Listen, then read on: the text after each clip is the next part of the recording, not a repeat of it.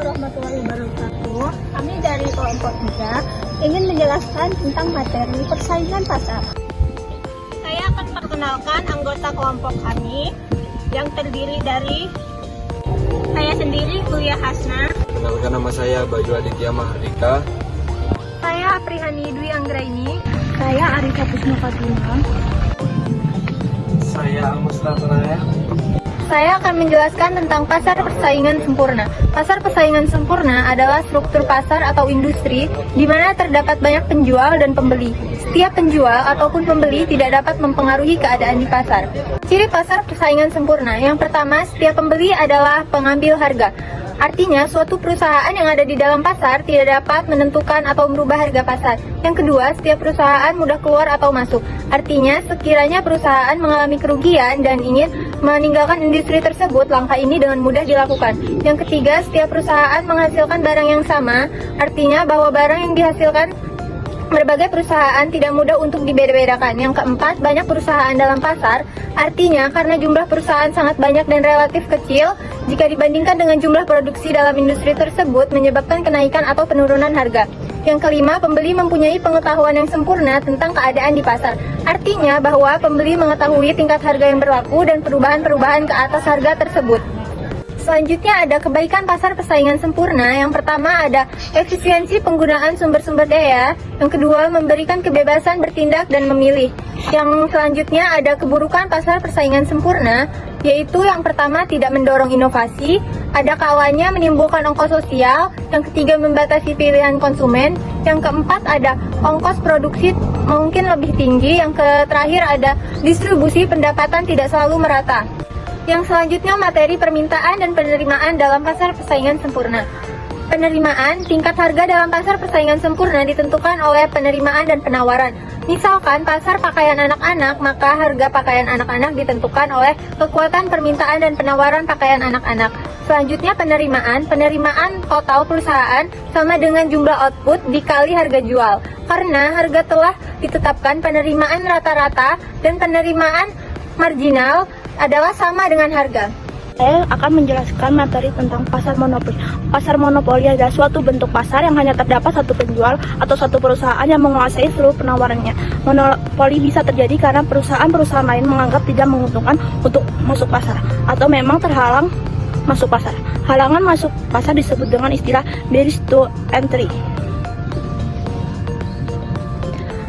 Halangan masuk pasar dibedakan menjadi dua jenis, yaitu yang pertama alasan teknis atau technical barriers to entry, ialah produksi dari barang tersebut menunjukkan biaya rata-rata yang menurun pada berbagai tingkat output. Dengan kata lain, perusahaan yang relatif lebih besar lebih efisien dibandingkan dengan perusahaan kecil.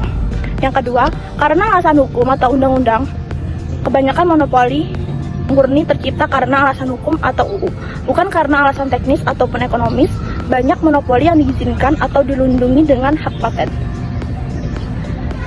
Ciri-ciri pasar monopoli: yang pertama, hanya terdapat satu penjual saja yang menguasai pasar.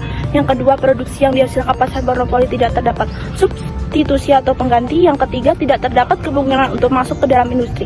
Yang keempat, menguasai penentuan harga. Jadi saya di sini akan menjelaskan pengertian pasar oligopoli. Pasar oligopoli yaitu adalah pasar yang dikuasai oleh beberapa penjual. Lalu, dan bila pasar tersebut hanya dikuasai oleh dua penjual, disebut sebagai pasar duopoli. Nah, selanjutnya jenis-jenis pasar oligopoli. Jenis-jenis pasar oligopoli yaitu ada dua macam. Yang pertama, oligopoli murni. Yang kedua, oligopoli diferensial. Nah, oligopoli murni yaitu oligopoli yang menjual barang homogen seperti industri, paku, seng, semen, pipa, besi, dan lain-lainnya. Lalu yang diferensial yang menjualkan barang diferensial yang berbeda-beda corak seperti rokok, mobil, komputer, dan yang lain-lain. Terus selanjutnya ciri-ciri pasar oligopoli. Yang pertama, hanya ada beberapa penjual atau produsen yang menguasai pasar. Yang kedua, barang yang diperjualbelikan bisa bersifat homogen atau diferensial.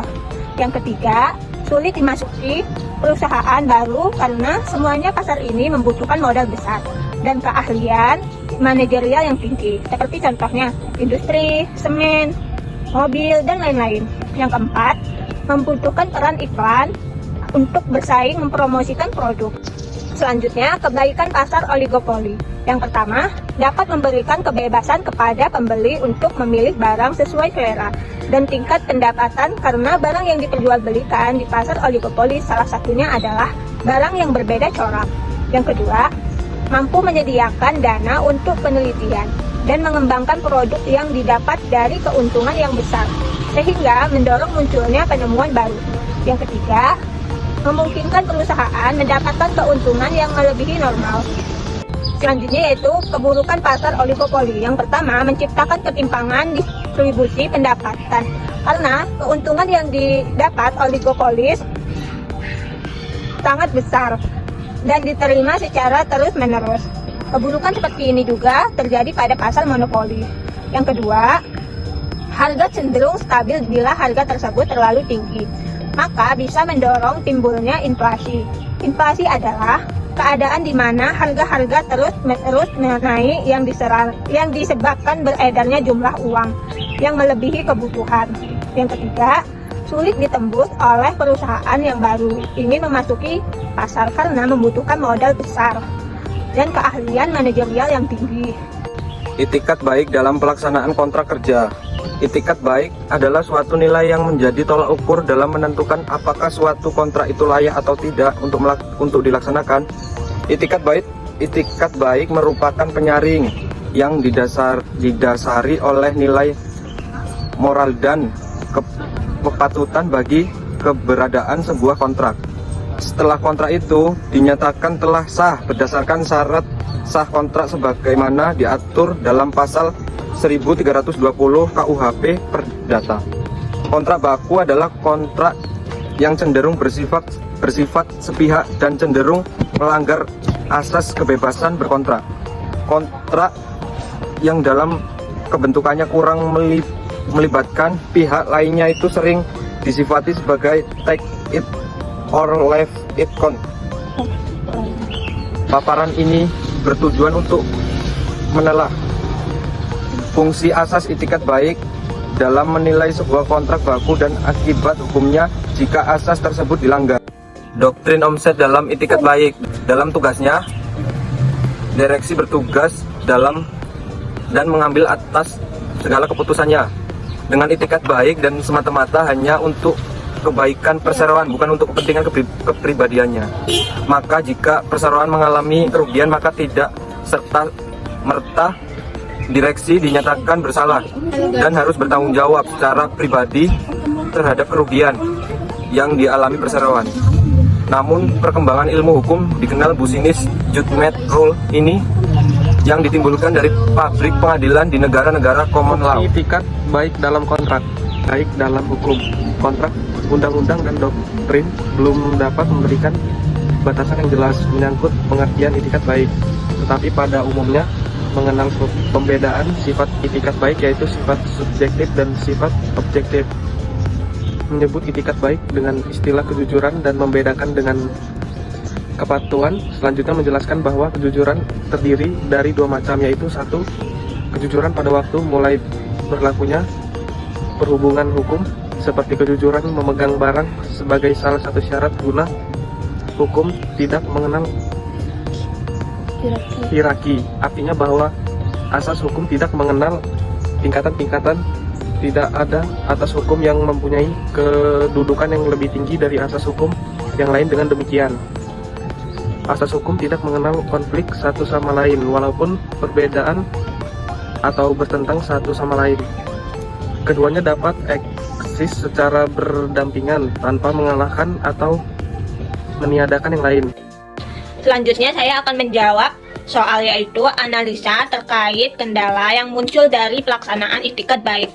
Jadi contohnya itu kendala dalam perjanjian pinjam-meminjam uang pada perorangan. Misal seperti kedua belah pihak harus beriktikat baik dalam melaksanakan suatu perjanjian. Ada kalanya juga itikat baik sudah sepenuhnya dilakukan dan diperhatikan, tetapi pelaksanaan perjanjian tersebut masih berada di dalam jalan buntu, atau dalam bahasa Inggrisnya deadlock. Disinilah perhatian dituntut ke arah kepatuhan agar suatu peristiwa dapat diselesaikan dengan secara memuaskan. Tentunya seperti halnya dengan segala barang, sesuatu yang mengandung penghargaan. Kepatuhan ini tidak mungkin mengakibatkan suatu penyelesaian peristiwa yang memuaskan. Setiap orang manusia, melainkan selalu bersifat tak mutlak atau relatif, yaitu patut dalam pikiran dan perasaan orang-orang yang bertugas menyelesaikan suatu peristiwa, seperti hakim atau badan pemerintahan, sesudah memperhatikan segala faktor yang dapat terpakai dalam alam pikiran dan alam perasaan orang-orang tersebut. Demikian video dari kami. Semoga penjelasannya bermanfaat. Terima kasih.